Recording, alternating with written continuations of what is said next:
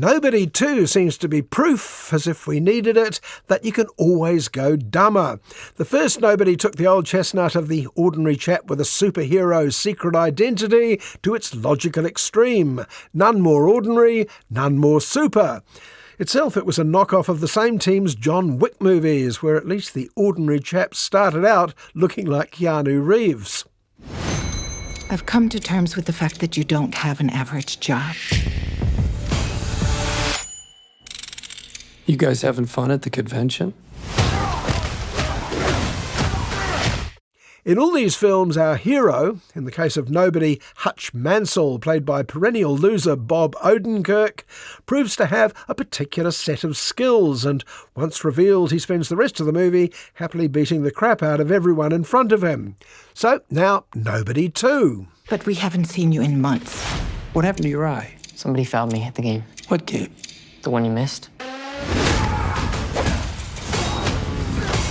The sequel has borrowed the plotline of another undemanding franchise, those asinine Chevy Chase vacation comedies from the 80s.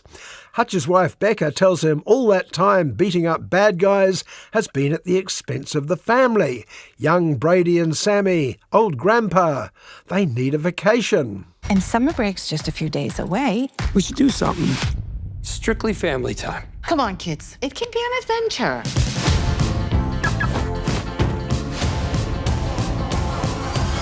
Let's do this.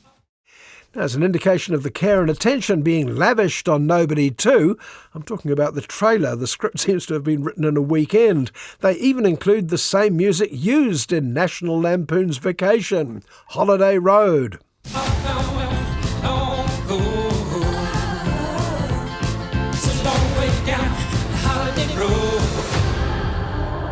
I am just so happy that we're all together. Everything goes swimmingly for a minute and a half before the Griswolds, the Mansells, fall foul of the local bullies at the local amusement park. There seem to be a bigger than usual number of no-goodniks whom Hutch decides need to be taught a lesson. I left my phone. Hutch, no!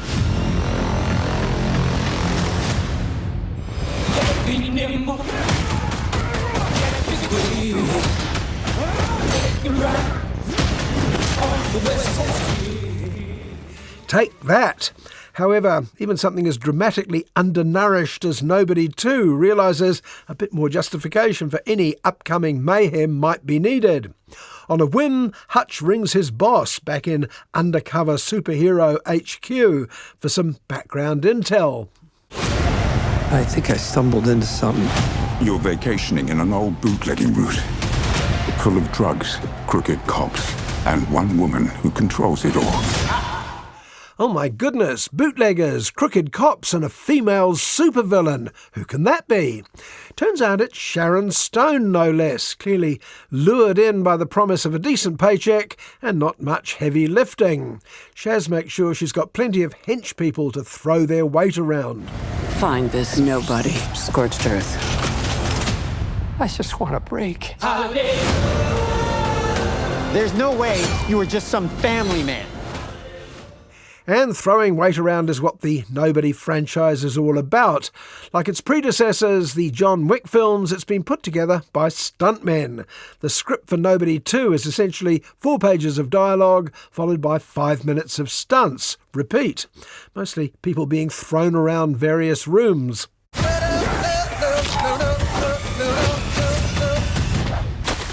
Now no one gets the pole. It's just supposed to be a tourist. Well, don't you know?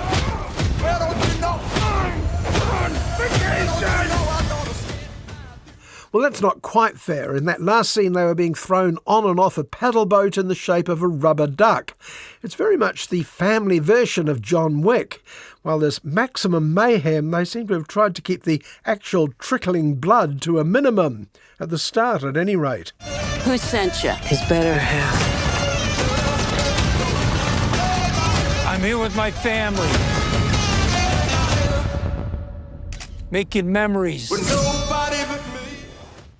Possibly some punch drunkenness kicked in after a while as the policing of adult content became a little lax.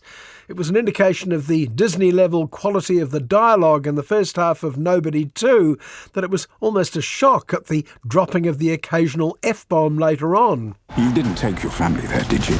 Yeah. You wanted to de-escalate the situation. De-escalate. No escalating. Guys, I'm not gonna fight you. I'm here on vacation. They must have felt they were losing the profitable family audience for Nobody 2, and so decided to plump for the edgier teenage crowd. But the problem wasn't really excess violence or swearing. It was the fact that the lead was a late middle-aged man. We all have different sides. But most of all, you're a dad. Go fix this shit. Is it too late to suggest hiring Sydney Sweeney and Jenna Ortega for Nobody 3? Right now, this is a film that seems to be describing its likely audience in its title.